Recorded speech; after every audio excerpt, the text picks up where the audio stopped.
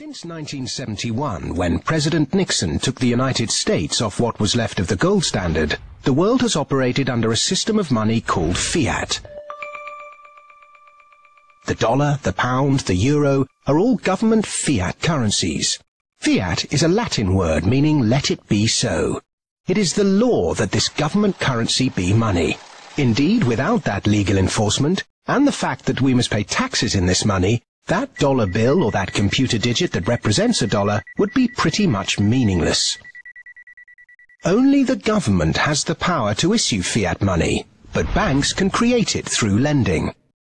If somebody wants to borrow $10, a bank can create it from nowhere and lend it.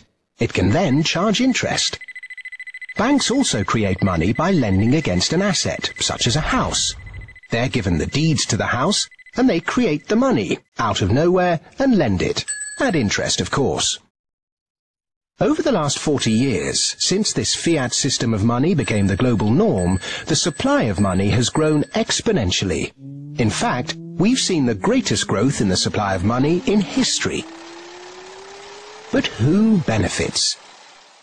Of course, those that have the power to issue money, governments and banks. They haven't had to do anything productive, they just create money. Then those companies and individuals that get this money early. They can spend it before the prices of the things they want to buy have risen to reflect the new money in circulation. In other words, they get services, products, assets cheap. But prices soon rise, so holders of assets such as shares or houses will then see gains, without there necessarily being any improvements to the company or house in question. Often, this can lead to speculative bubbles. Who gets this money early? However money is created, be it through lending, fractional reserve banking, financial bailouts, or old-fashioned money printing, banks are always at or near the top of the money-issuing pyramid. Next come corporations who borrow large sums. Those on lucrative government contracts for new ventures, particularly overseas. Banks' associate companies and partners.